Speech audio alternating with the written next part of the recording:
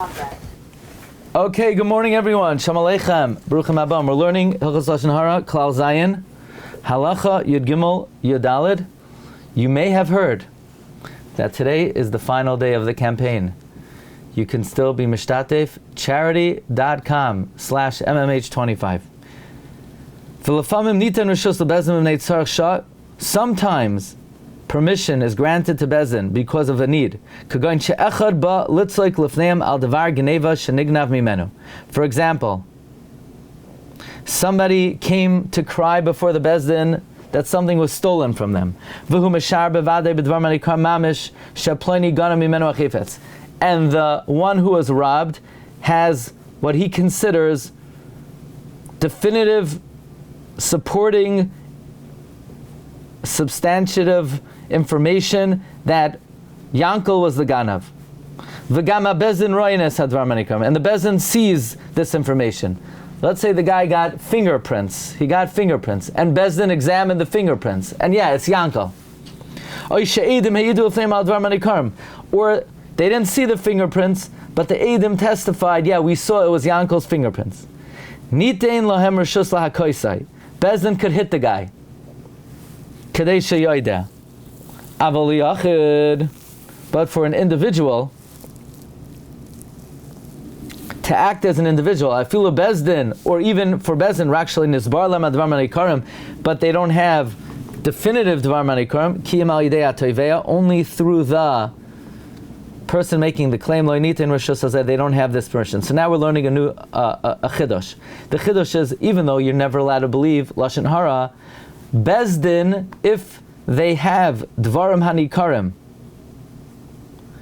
can believe the lashon hara to take a clear step, not to charge the guy money.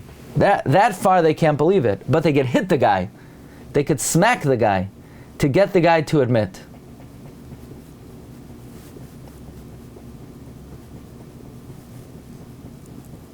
What is dvarim hanikarim?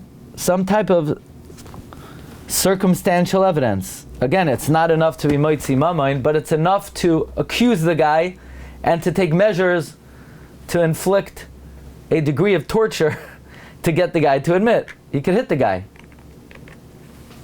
With all this, we see how erroneous people are. If something's stolen, and they have suspicions on someone, they go to the trustees of the city, and the trustees, they have on one guy some kind of evidence, and they hit him and they punish him. The truth is, it's unlawful. Even if you were to say that dvar hanikarim is like a proof that it happened, and even if you want to say the trustees of the city are like a bezdin,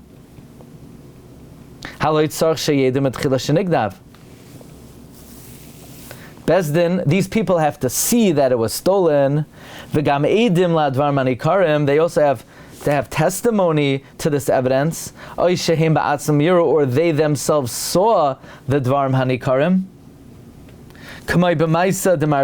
Like in the story of Mar Zutra, there's a Gemara in Bab Metzia, the Chaim Sivkatan Lamanalf brings down a story in Bab Metzia Chav Daled, that Mar Zutra Chasida, a silver goblet was stolen from his host, and he saw a certain young Torah scholar wash his hands and dry them on his friend's clothing. So Mar Zutra said, this is the Ganav. He's not careful with his friend's property. He's wiping his hands on his friend's shirt. He must be the Ganav.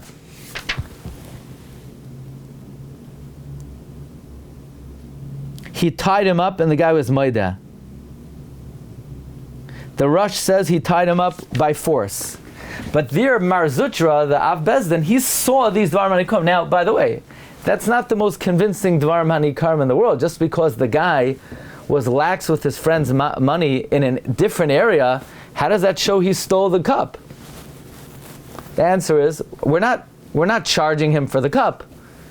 We're just tying him up and we're saying either admit it or prove to us that you didn't do it.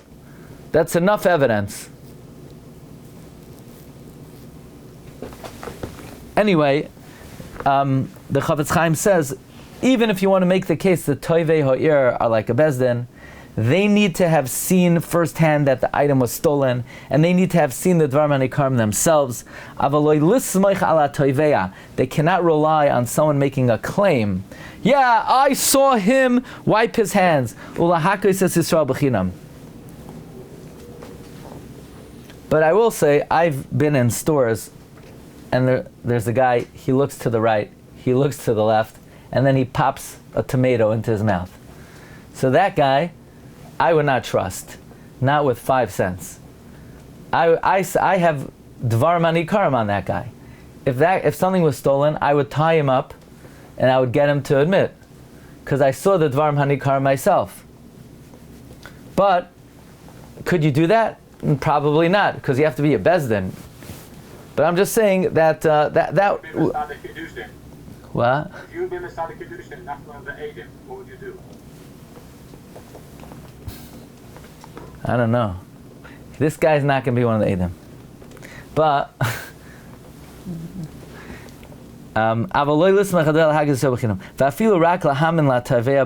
even just to believe the guy making the claim,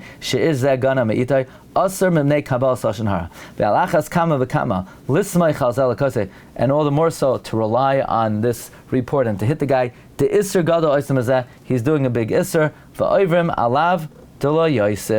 he's over the lav of the tuvei ha'ir would be over the lav of not to hit excessively. Okay, that completes Klal Zayin. We'll see everybody Beis Hashem tomorrow, 9 a.m. Have a good day, everyone. Kol tov. Recording stopped. Shkoyach.